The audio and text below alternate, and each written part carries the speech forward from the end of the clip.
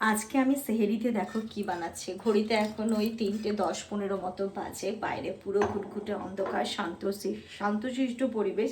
জামান তো বলছিল কি চলো খেজুরের পানি খেয়ে ঘুমিয়ে পড়ি, বাট না, আমার তো খিদে পাবে। সারাদিন সকালবেলা থেকে আরেকটা যুদ্ধ শুরু হয়ে যাবে।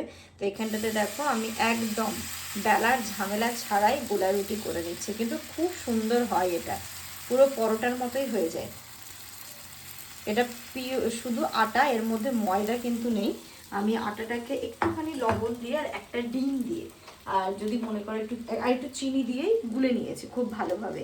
এটাকে গুলে এবার জাস্ট প্যানের মধ্যে দেখলে অয়েল স্প্রে করে দিলাম, তার উপরে গোলাটা আস্তে আস্তে করে দিয়ে দিলাম। আর দেখো এখানে আমার একটা রেডি হয়ে গেছে।